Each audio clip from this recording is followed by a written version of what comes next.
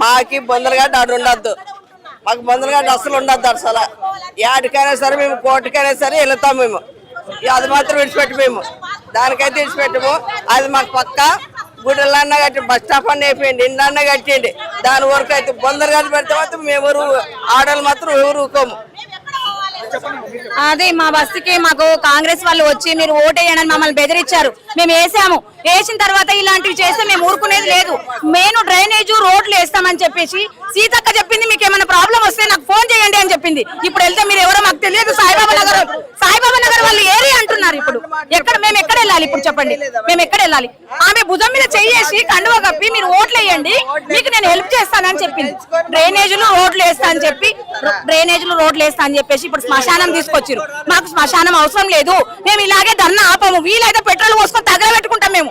కానీ ఏ ప్రభుత్వం ఇలా మాకు మోసం చేయలేదు. కాంగ్రెస్ ప్రభుత్వం మోసం చేసింది, మేము ఊరుకునేదే లేదు. అది చెప్తున్నా. ఇప్పుడు వెళ్తే సీఎం ఎమ్మెల్యే దగ్గరికి వెళ్తే మీరెవరు అంటున్నారు. నిన్న మొన్న దాకా సాయిబాబా నగర్కి రాత్రి వచ్చి ఓట్లు వేయించుకున్నారు. మాతోటి వచ్చి ఓట్లు వేయించుకున్నారు. హైకమాండ్ పైనుంచి వచ్చారు, మొత్తం సీతకు వచ్చింది. ఇప్పుడు డబ్బులు తీసుకున్నారని మాట్లాడుతున్నారు. వాళ్ళు తీసుకోలేదా డబ్బులు? మేమే తీసుకున్నామా? చెప్పండి. నలుగురితో పాటు మేము డబ్బులు ఇవ్వమని అడిగినామా? చీరలు ఇవ్వమని అడిగినామా? మేము ఏం అడిగినాం? అసలు మా బస్సుకి మంచిగా చేస్తారన్నాను మేము దానిలో ఉన్నాం. మేము అంతే. మా బస్సుకి మంచిగా చేయకపోతే మేము మాత్రం ఇది ఆపేది లేదు. మేము ఎక్కడికైనా ఇష్యూ తీసుకుపోమంటే తీసుకుంటాం. మా పనులు పిల్లలు రావడానికి భయపడుతున్నారు. అట్లా అదే అండి మా ప్రాబ్లం. అన్నాలని చేసుకోవడానికి అది పద్ధతి కాదు.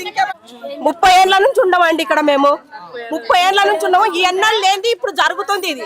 మరి ఎందుకు చేస్తున్నారు? ఏ కథలో డ్రైనేజ్ లేదు, ఏం లేదు, మాకు రోడ్డు గుడక లేదు, అసలు ఏది లేదు. ఇప్పటి గుడక మాకు ఏ సాయం చేయట్లేరు. మరి ఇప్పుడు వచ్చి డ్రైనేజ్ ఇది పెడుతున్నారు, శ్మశానం. ఎట్లా ఉంటామండి మేము? పక్కనే ఇల్లు, మా ఇల్లు కనపడుతుంది కూడా మీకు. పక్కనే అసలు ఎంత దూరం లేదు. ఇట్లా అడిగేస్తే శ్మశానం ఉంటే ఎట్లా చూస్తాం ముఖము? పొద్దున్న లేసి ఎట్లా చూస్తాము ఇండ్ల మధ్యలో?